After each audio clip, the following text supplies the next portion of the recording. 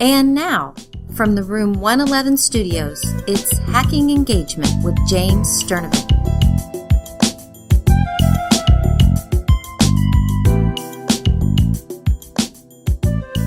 Well, hey there, listener, and welcome back to the Hacking Engagement Podcast. I'm so glad you're here. Now, if you hear some rumbling out in the background of this little introduction here, what it is the football team is right outside my door. I shut the door, but those guys are loud, man. And you know what? I like the fact that they're out there. They're getting ready to go into my colleague's room to do a little film study breakdown. And so that's kind of the rumbling you hear in the background. And it's a perfect segue into today's episode because I'm going to talk to one heck of a football player today. Brent Wilkinson used to roam from sideline to sideline in Harvard Stadium, making tackles for the Crimson back in the mid-1980s. But I'm not going to talk to him about football today. I mean, heck, this guy is a fascinating person. He is the VP of John Hancock Financial Services, and that's up in Boston, Massachusetts. This guy came from a small town in Ohio, matriculated to Boston, Massachusetts to go to college at Harvard, ended up as the captain of the football team, and then stayed on and got his MBA. He is a fascinating person. But what this episode is going to do is challenge you to act. Because you're going to listen to this, and I hope the wheels are turning, because you need to think about how can I foster a relationship with someone in the private sector that would benefit my kids and benefit that person. Because Brent and I are going to go through that process today. We're going to talk about his experiences at Harvard. We'll talk about his experience as a young person. We're going to talk about his experiences in the private sector and what he's looking for in employees.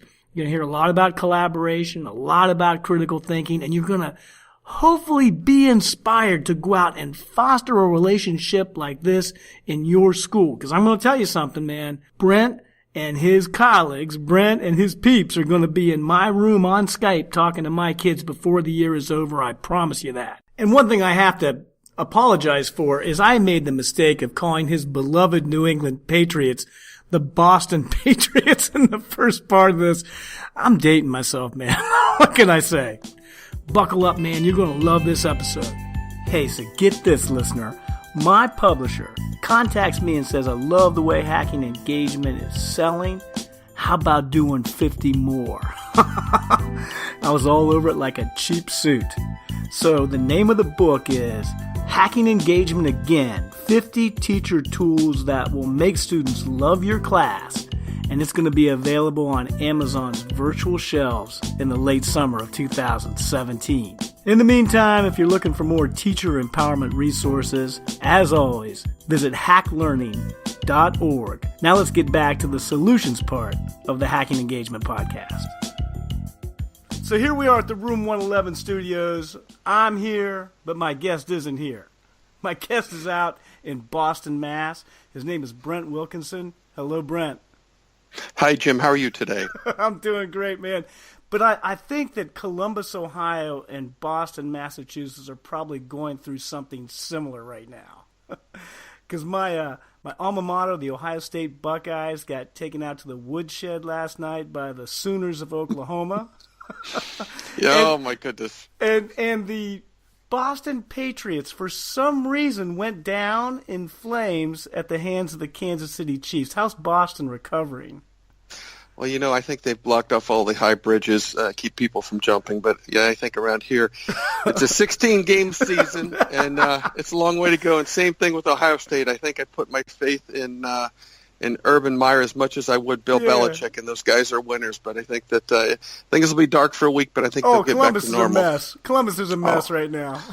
Oh, my goodness. I'm sure people are heading for the river, right? That's right, man. It's pretty shallow there. That's the good news. Yeah, good. So to set this up, I like to bring on these interesting guests onto my podcast, and I think one of the worst things you can do in any profession is to get into a bubble and just to listen to people that are like-minded or people who work in that profession and not get various perspectives. So I always try to bring in students. I like to talk to parents, but I also like to talk to private sector types. And that's why I've got Brent on today. And I'm really excited about this. And I'm not going to talk to him for a second or two because I got to set him up. Okay. So here's the deal.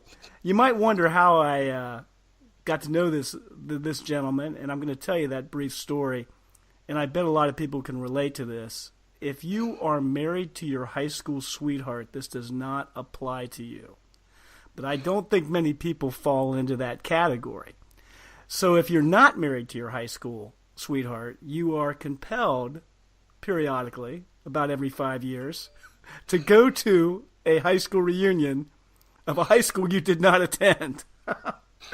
So that's what I was looking at. My wife graduated from Mount Vernon High School. Mount Vernon's a town of about 15,000, about 45 miles northeast of Columbus, and she graduated with Brent in 1981. So I go to the Mount Vernon High School Class reunion of 1981, about a decade ago, and I consider myself an outgoing person, good mixer and all that, but I kind of shot my wad, Brent. The night was dragging on, and the stories were incredibly unfamiliar. And I start talking to this guy. Penny, my wife, introduced me to this guy, a good friend of hers from high school, Brent Wilkinson, and we started talking, and I'll tell you what, man, about an hour and a half evaporated because this guy has led a incredibly interesting life. And Penny and I were really fortunate. We went up to Boston last summer, and he took us around town, man. That was awesome. So that, and I'm gonna talk to you a lot because what happened here is Brent went from Mount Vernon, Ohio, which is a nice little town, small town, pretty obscure town, to Harvard University. So, I mean, I'm setting you up already, my man. You got to give us a little feedback on how you took this incredible point A to point B journey. Wow, Jim, that's it's flattering and uncomfortable. Look, I think that when we met, I think that we probably spent that time together because we love the same thing. We just love exploring and learning from other folks. And actually, speaking to educators, it helps me in business. And I think, Jim, when you and I first met at that reunion, again, I kind of got tired of the stories, too. They're all going back 20, 30 years. And it just was absolutely fascinating. And even when you and Penny came to Boston, I think that I was much richer for it because the conversations, you and Penny just naturally are asking thoughtful questions. And so how did I get from Little Mount Vernon to Harvard? It's funny because there's a quick answer to it, which was I was an accomplished football player being recruited, and I was a decent student. So I had this Harvard alumnus, Walter Burge, come and pull me out of advanced math class and say, "Hey, old boy, what do you think about going to Harvard? Where's that, Connecticut?" So, I think that, I was 17 years old and not wise beyond my years. And, so he goes, "Oh, it's in Boston." I go, "Oh, I'd like to go see Boston." And, really, Jim, in hindsight, that journey, I didn't really appreciate, that moment at that time as much as I do now. Several years later, I learned a number of things. First is every day you make personal history. And, frankly, if Walter Burge would not have pulled me out of class for, it was merely 15 minutes, it changed my life. I married my college sweetheart. I was fortunate enough to go to, and graduate from Harvard and go to Harvard Business School. I've got some fantastic lifelong friends. But, I realized that, every day, is you're making personal history. The ones where you've got, marriages and things like that, those are easy to recognize. But this one was unusual. And, what I learned also was that, every day you've got to take recognize the opportunity and take as much advantage of it as you can. And so, when I think about Mount Vernon, there were a lot of things in, you said it was a rural, just by description, it's a rural high school, and it's a rural community, a great community. But there were a lot of things that I learned. And so the journey from Mount Vernon to Harvard, at first it was a bit of a shock, candidly. On a number of fronts. I went from a rural community to an kind of an urban setting, and I think that Harvard's got a great reputation. But I think once I got there, I realized that in high school I was taught, that most of the curriculum was about memorizing, just regurgitating facts, right. But also in reflection, Jim, there were a handful of teachers that had an impact on me. They probably don't remember me, and if they do, probably wasn't for the right reasons. But I realized that I was taught how to think while I was in school. I just didn't in Mount Vernon. I just didn't recognize it. I had a coach in Greg Bailey that really taught me how to think and how to be a good team player. I had a chemistry professor or teacher, Myra Weister, that really taught me how to logic and deductive reasoning and so on in chemistry. And then Ben Lupica, Latin, taught me about history. If you study history, you won't repeat the problems of the past. And I'm not really an arts or literature guy. I wasn't at the time. And Holly Brandeis, taught me to explore and go into different areas. I wasn't a Shakespeare guy, But I think that some of my favorite plays are by Shakespeare. And I said my idea of culture is drinking my water out of a glass and not a bottle. So now hold on. I'm going to stop you right there because I want the listener to grasp what is taking place here. This guy is a master of understatement. When you say that Harvard has a great reputation, I'd say that's an understatement. Yeah. But here's the thing. You went to perhaps the finest university in the world, graduated from there, which isn't easy. A lot of people don't make it that far. And yet you're talking about what an impact your high school teachers had on you. So there's a big story in itself that you might be teaching in the inner city. You might be teaching elementary school. You might be teaching kindergarten. And yet this accomplished person is talking about what an impact those teachers had on his life.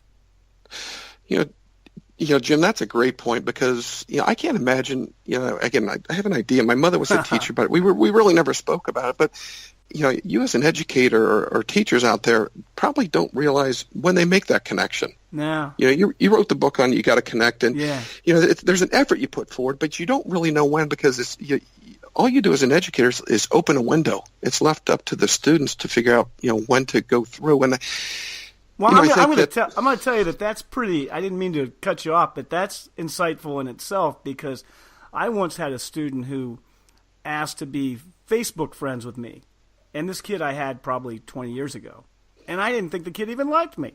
And then through a number of conversations, it became clear that I was having this great impact on this kid that always scowled at me every day. I was none the wiser. Yeah, and it's easy, when you're. I'm glad you mentioned that because a lot of times you have people, and I have it more in the private sector and business where I wonder, gosh, am I reaching this person? And it's hard to read folks, and I can't imagine having 25, 30 kids in front of you, and are you making a difference? And I'm sure that teachers have, and they just didn't know and haven't known. And it's easy to take a look at what do Mount Vernon and Harvard have in common? Well, easy answer is me. It just happens to be that most people recognize Harvard, most people don't recognize Mount Vernon High School. No. And and I think that both of them had an equal impact on me. I hope your listeners get that sense. And I'm sure I'm sure this pattern has repeated itself for other students and teachers also. And despite the lack of recognition, doesn't mean that there's a lack of impact. Well, this guy, Brent, and again, I'm going to promote you here, so you have to just deal with that. Sorry. Is like, a guy from a small high school. Well, not small, but I mean, an average-sized high school in Ohio from a pretty rural area, pretty remote area, goes to Harvard, and within just a couple years, you're just roaming sideline to sideline, tackling opponents, becomes the captain of the Harvard football team. I mean, Brent, that's really impressive. I mean, that's very impressive. Not just for the athletic aspect of it, but you probably had some pretty highfalutin classmates, and here you are, this kid from rural Ohio that rose to the top of the heap. That's something, man. Well, thanks. Jim, I have to admit it's a little uncomfortable. Those are just some things that are easy to recognize, and I think everybody's got success. Just some of them happen to be less recognizable than those, and some of the other things. But it really has to do with the relationships you build. And I think, and I was fortunate enough to be accomplished athletically and academically, but you really get out of schools what you put into it. And that's what I learned. And fortunately, when I was in high school, I put some effort in and I got a lot out of it. And when I went to Harvard College undergrad, I put a little in and got, or put a lot in and got a lot out. And then when I went to Harvard Business School, I was, by golly, I am going to get my money's worth. So I learned, not only I learned how to memorize when I was in high school, I learned how to think when I went to Harvard undergrad, and then I learned how to think quickly, critically when I went to Harvard Business School. But, since we're throwing around accolades, Jim, I think that, you and I we're acquaintances, and one of the things that I find in talking with you is you get me to think. Even as an educator, we're not in the classroom.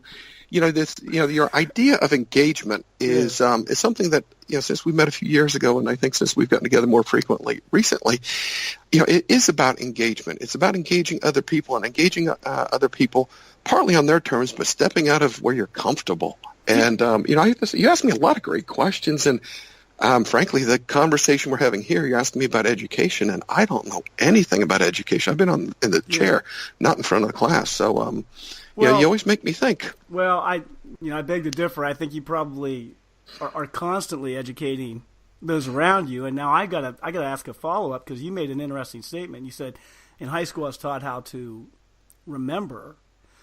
At Harvard I was taught how to think. So what do you think that transition in instruction was? What did you witness?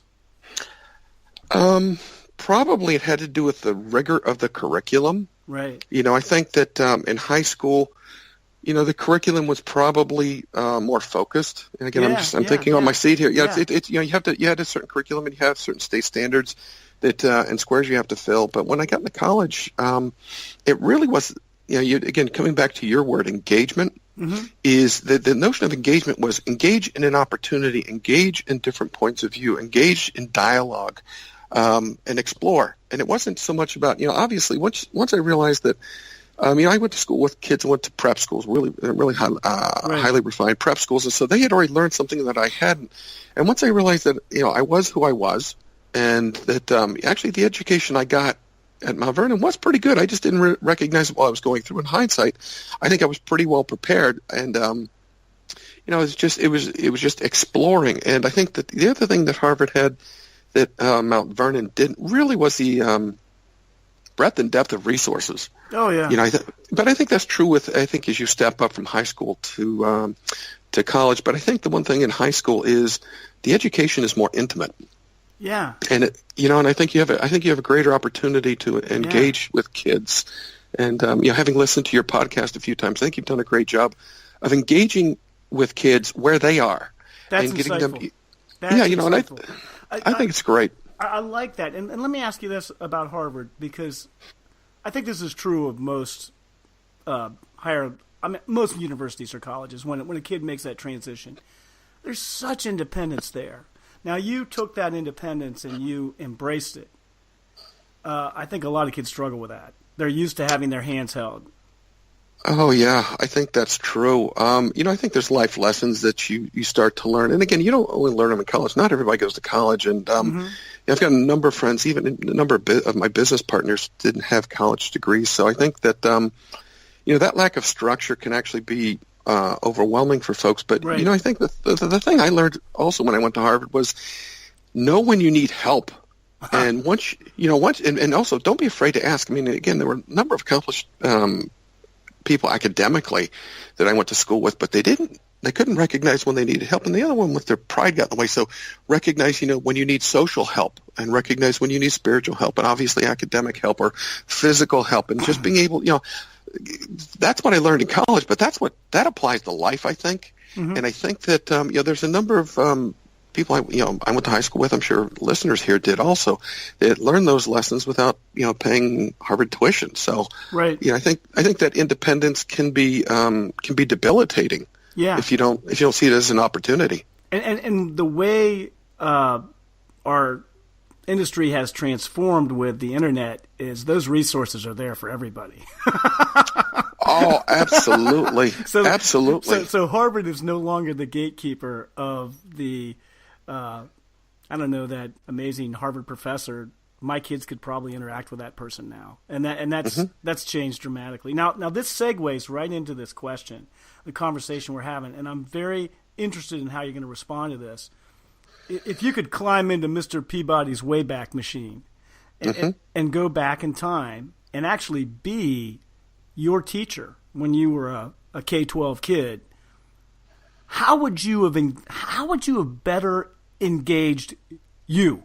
What would you have liked to have seen, or what would have been the perfect teacher for you? Well, I don't know that it's a perfect teacher. I think it's probably a combination of teachers, because I think the teachers have a particular point of view, but just challenge. And I think that I'm like probably everybody else. I need the Goldilocks tasks. Something not too big, not too small, it's kind of just right. And I think that the challenge there is to understand where the kids are. Understand what they know and they don't know. And I think that if I was to go back, I'd probably take technology with me, because Jim, you brought up a really good point that education is an equalizer, but education when combined with technology is also an equalizer, because it allows you to reach the obvious one is geographic distances. I think that we become more of a global economy, more of a global classroom with technology, but it's also the technology has given us access to all kinds of information, and I think I'd take some of it back. I think that kids nowadays, my kids will watch YouTube videos, but it's a way to communicate, and I think it's also a way to teach kids how to think, and also recognize, hey, when am I hearing somebody's opinion versus fact? Right. All right, or well-founded opinion. And I think there's a number of ways you can do it through Facebook or like I said, Instagram. There's a number of ways we can use technology, and just with each generation, technology advances also. So I think that it's important to be able to reach kids. You've got to use the technology that they're used to, and that may be, it may be less comfortable for some of us old fogies, but I think you have to learn how to use that. And it's funny. I was listening to one of your podcasts and some of the assignments you give your students, in terms of using some contemporary technology to think, to find a different way to express themselves, and also be able to witness how other people express themselves differently. I think really opens up, would really open up a lot if I was to go back. Do you think as a young person that you were encouraged to be independent enough as a student? Oh, no. So that would be something maybe. Yeah, I think that's you asked another great question. I think there's a measure of independence and a measure of conformity that you've got to have, right? People need to collaborate, and the measure of independence. If you had a classroom with 30 people doing 30 different things, I think it would be difficult. So I think there's obviously some guardrails you have to have up on that. But the independence and the independent learning, I've actually, as I think about it, at all three levels, in high school, college, and graduate school, I did some independent study work. I hadn't thought about it until you just mentioned it here. Right. And that independent studying, the lessons you learn through independent exploration, both that works for you, and again, we've all learned some lessons on how not to do things, have always, have a way of sticking. Yes. And so I think, Jim, congratulations again. I thought the independence and learning is fantastic. Well, it's really not that. I think a lot of people are going this way. Certainly nothing I've come up with, but I'm really trying, because the one thing I see with my seniors is they still want you to hold their hand way too much, and I think that hurts them when they get to college. So I'm trying to instill some independence in them, and I think I needed that, Brent, as a high school student, because I was just, hey, tell me what I got to do, and let me just check this box, done. There was not that, hey, here's a problem, here's something that you have to figure out, and just allowed to flounder a while. So I think that's important, and I think a lot of kids struggle with it. I think that's a great point, Jim, and I think, in reflecting on it just a second, I think that, that independence, getting ready for life, when you get in the real world, assignments aren't always clear. No. And you're not always trying to answer, the life, you're usually not trying to make just one person happy, a teacher. So I think that it's great that you're reaching out to these high school seniors and getting them to explore and realize that, that the world's a big place, and then, there's its inherent dangers, but for the most part, learning is, you have the courage to try and do something different, and it's great you're encouraging your students to reach beyond what they're comfortable with. And it's funny, even nowadays, I was just reading an essay on, diversity and recognizing, what it is, and it was an activist who he said, you need to be a little uncomfortable to understand where other people are coming from. You need to be a little uncomfortable to grow yourself. And so I think that you're encouraging your seniors to be a little uncomfortable. Don't do dangerous things, but be a little uncomfortable. What a great lesson you're teaching them. Well, I got to tell you something. We've had some interesting conversations in class about players kneeling during the national anthem, and the reactions are generally pretty passionate, and there's not much thought behind those reactions.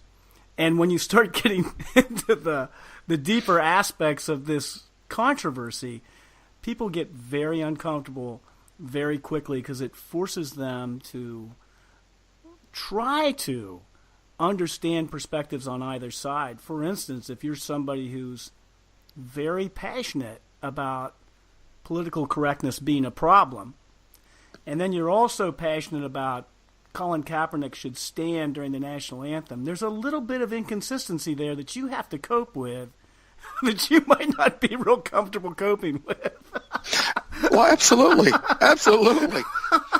It's like you're either for free expression or you're not. Come on, man. So those are the kinds of that's what getting out of your bubble can force in you. And that's what I think that's what high school kids sometimes struggle when they go to college. Is they're accustomed to having people around them who think like they do, and all of a sudden they're in classes with all kinds of different folks, and that's another big jarring experience for a lot of young people.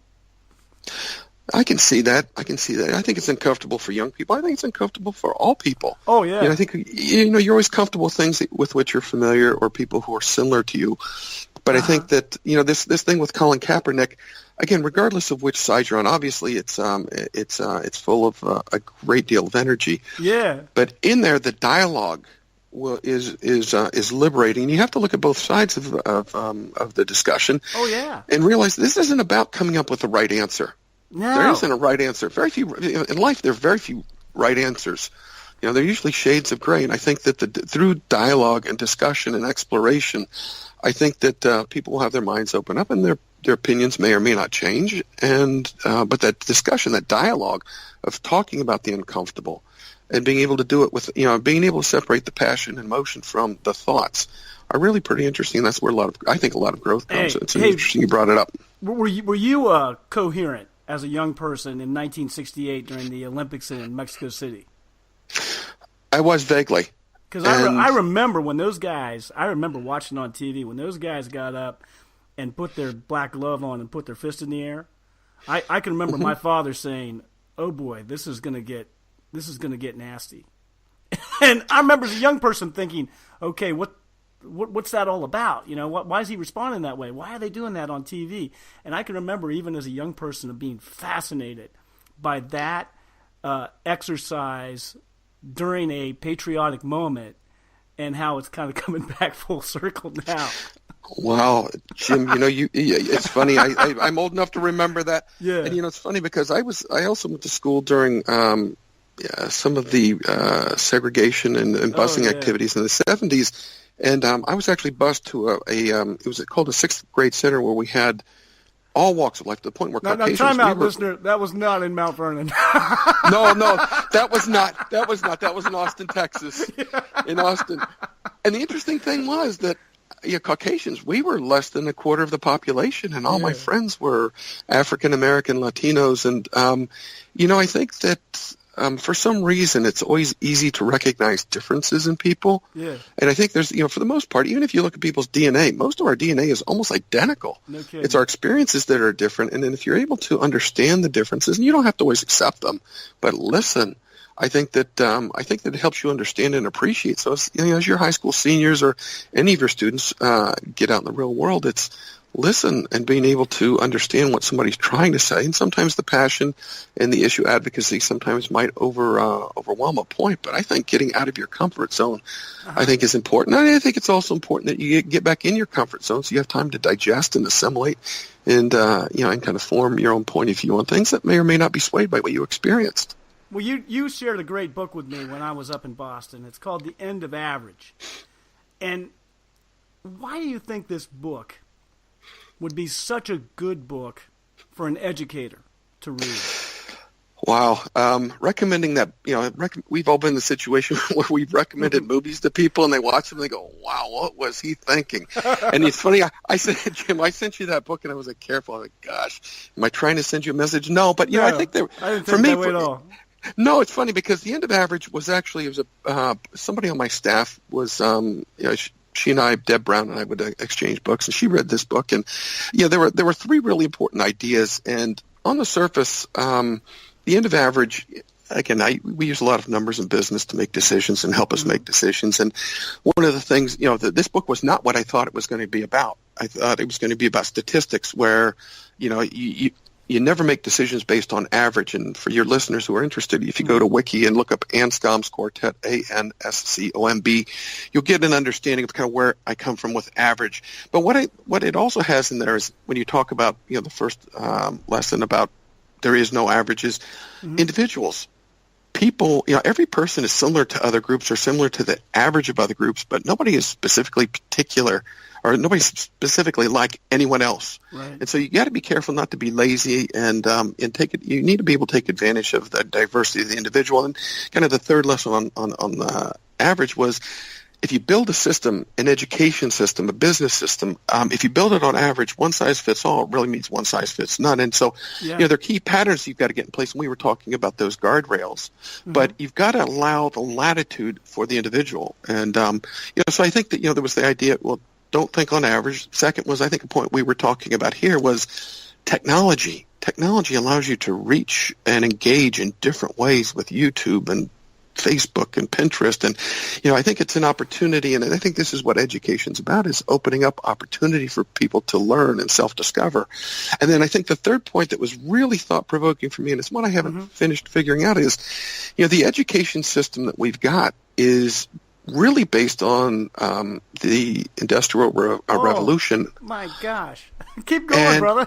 I'll tell you, it's amazing that, it's about forcing people to conform and forcing people to think like everybody else. And, you do need to be a cohesive society. You need to have some common foundation. But, I think the thing that was interesting, particularly as people get, beyond high school and they get into their profession, whatever it is being able to learn continuously. And if you want to assemble credentials, if you will, like merit badges that assemble, education that fits your career, because everybody's career is different. And so I thought that, that last point was really thought-provoking for me. Yeah. That it's just, and by the way, it's not only the rigor of K through 12, but that also continues through college. Where you have to meet minimum requirements, and if you're adventuresome enough to start exploring the edges of new ideas, I think it could be wonderful. And there's a lot of these things that were kind of along the edges that have been remarkably helpful in my career. So, The End of Average is not I'm trying to push Todd Rose's book, not that at all. It got me to think think about education, how I could apply. It's very insightful what you're saying, because forward-thinking educators are starting to use that analogy frequently, that we are teaching in a mass production facility. I mean, the idea that we sit in a room with kids trying to keep them quiet during a study hall just so we can serve lunch to them. I mean, it just seems so weird when you think about it. It's like you have to sit here and be quiet for the next 50 minutes. I mean, here you are, this 14-year-old kid that is just bursting with testosterone and energy and all that stuff, and we have them sit all day, Brent. I mean, they sit all day. It's crazy. It's crazy. Now I go ahead, sir. No, it's interesting, and gosh, I hadn't thought about it, but you study halls to explore and learn. I think that what a great idea, and not only hear what kids are thinking. I can imagine, to me, one of the other important things is I imagine hearing these kids when they're going to say what they think, but then to ask the question why. I think that would be fantastic to hear how 14, 15, 16-year-old kids are. Here's why I think what I do. Well, it's what your son and daughter asked you on a regular basis when they were 3. And by the way, it's funny in business, sometimes I turn into that 5-year-old. And it's funny, there's a technique. We call it asking the 5 whys, is getting down to what's the root cause. And so that exploration is really important. And if you believe that every person is your superior and that you can learn from them, ask them why. And it's great. You always learn. Just like you and I, but I came away from my high school reunion not expecting that. Yeah. But again, that's another one of those days of making personal history. Jim, you and I met. I was like, wow, you make me think. Well, you're a guy, man, that you know your way around ancient Greece. I mean, that's why Socrates is so famous today, and also why he got roached. Yep. He was stirring people up, man. Now this leads right into this next question, and boy, this isn't going to be an easy question, man. I'm putting you on the spot here with this, but I want you to liberate yourself to give a really honest answer and make it something that just comes into your head immediately, which is, what does the private sector need from our K-12 system? What do you guys need? People who think, people who know how to get along. That's really what it is. Well, no, let me ask you, people who, to get along, are you talking about collaborating? Absolutely, collaborating for a common goal. And sometimes you collaborate, when you're collaborating for a common goal, it works this way in the private sector. Everybody gets tasks, and you need to use different departments or different people. And sometimes there are differences inside the same, if you will, business. But now in business, you need to collaborate across businesses, across the world. And so you need to learn how to get along and solve problems together. I'm going to push back a little here because it's something that we hear in education constantly. Your kids have to collaborate. Your kids have to collaborate. I don't know if we haven't maybe oversold that a bit, because I think collaboration is important. But boy, I'll tell you what, a lot of innovations often come from really independent people. How do you make collaboration and independent thinkers? How do you promote both? Wow, another thought-provoking question. Great. I think that collaboration really is it's about tension, individual and organizational tension, and I think through that tension, that's where innovation comes from. So I think that again, I sound philosophical. It's a balance. You need the independence, but you can have such independence that you get no progress. I think that. Have you had people that have been your employees that were completely introverted but incredibly productive? Yes. And, I think that, so when you talk about collaboration, I think I see where you're going with this. The collaboration is you need to accomplish things together, and there's much more that makes us similar, that makes us different. But I love the differences. And, you talk about the people who are quiet, and let me step just for a second into a deep hole. And so, my job as a business person is to create opportunity. All right. And when I create opportunity, there's really two pairs of people that step to the forefront. One pair is what I call the contender and pretender. The contender knows how to do it because she or he are confident and can step in and do something. And the pretender realizes, hey, this is an opportunity, and I'm going to be near the spotlight. And they quickly flame out. But, so that's one pair of people, and that's the easy one. But my experience has been looking for the other pair. And in that other pair, there's one in particular who I think you're talking about. It's somebody that's afraid to step forward into this opportunity for whatever reason. Maybe they fear that they won't be able to do it and they'll lose their job, or maybe they're afraid that they won't be able to do it and they might not get a raise or something like that. But it's those people that are in the shadows, those are the ones that I go to find. Those ones that may be introverted, or if you will, let's just say not only introverted, but fearful. Fearful of stepping out of themselves and trying a little bit harder. And then once I get some of those people, this type of person that's in the shadow to come out, these end up being the true heroes. Yeah. These are the ones that do apply as you said, the independence of and the individuality of what they bring, but they're able to bring it to push forward, towards a collective goal. So, I think it's about, Jim, I appreciate the pushback, and I think you're right. I think it's about balance, and sometimes situations require and embrace more individual thinking and individual creativity. And I think sometimes there are situations where there are tasks that are bigger than one or two people that require a group. And so, that collaboration makes sure that the goal is larger and is equally shared by everybody in the group. I think forcing people together to have different points of view on just a small task creates chaos, and I think it thwarts that independence. But again, I say that not as an educator, I say it as a business person. So I have to have that balance that you're always pushing forward. I think that we talk too much about these two different realms. I mean, we're dealing with people, and we're dealing with much of the same problems. I mean, it's the same type of issues that we have in class. We're doing a group project. It's the same stuff, man. I mean, there's really not that much difference. As much as we'd like to say they're different realms. But I'm going to give you a great opportunity here. How can business, how can the private sector, how can they do a better job of working with education? Because there seems to be this feeling that it's like different dimensions. Well, that's simply a great question. I think it's difficult to answer because I think I'm going to come back to, again, Jim, it's something that you say all the time. It's about engagement. And, I think how do we, part of it is communication, and I think the communication is understanding what both need from one another. I think it really requires something beyond just, resources. I think it's creating joint opportunities for kids. Yes. I think, and again, those opportunities it's not about learning, but it's about growing. And I think that I don't have the answer, but it's looking, how can the private sector and the school systems create opportunities for kids and different types of opportunities. They could be internships. They could actually be projects. I don't know. But I think the other one that, you mentioned you might ask this question, and I don't have a great answer, but I usually find that when people work together, they focus on a problem together, you don't get into, it's not private sector versus education.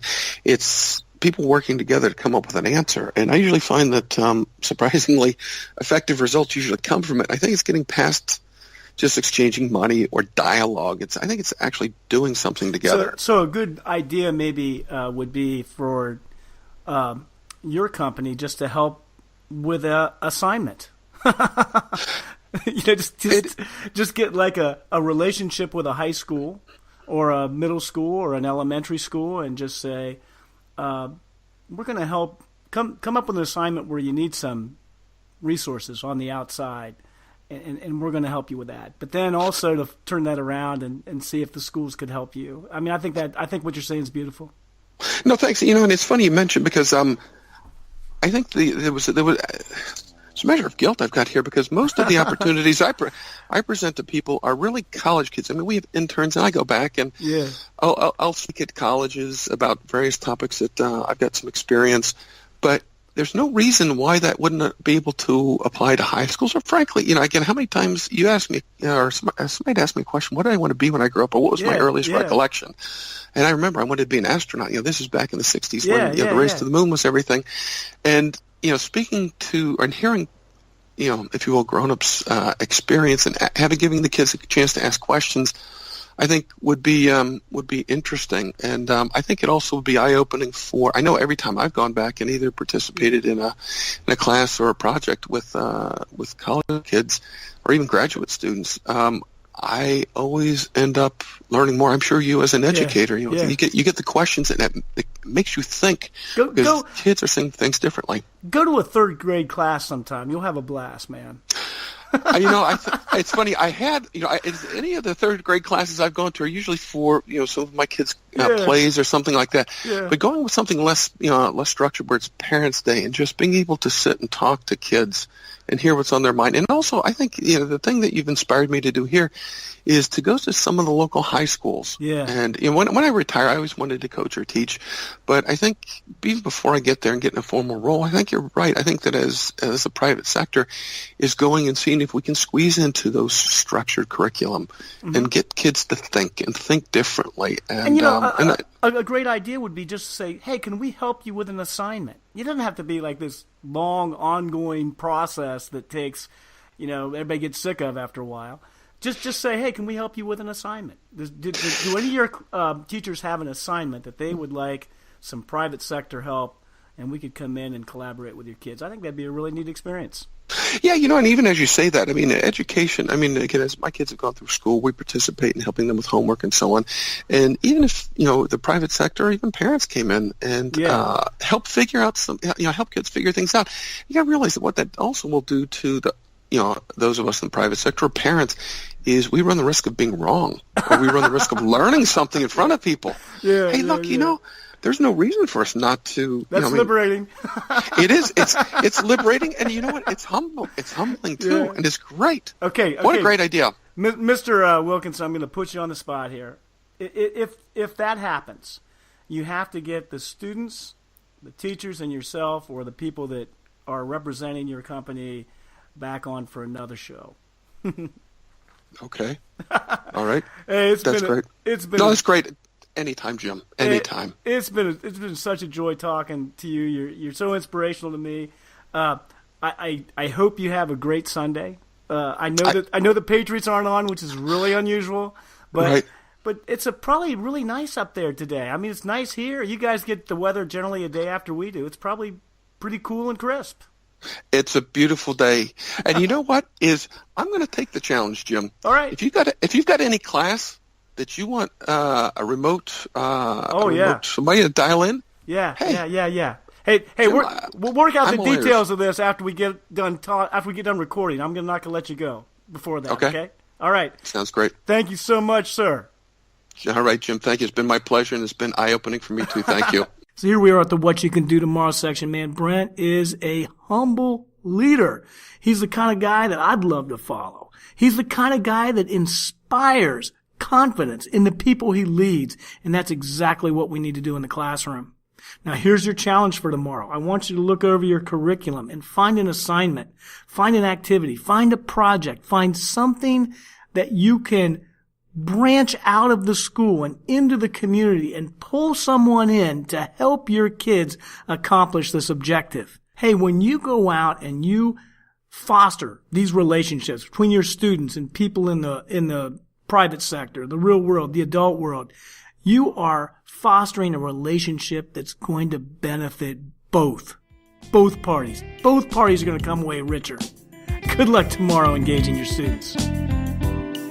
Show notes for this episode can be found at jamesalansturdivant.com. If you enjoy Hacking Engagement, please subscribe, rate, and review us on iTunes.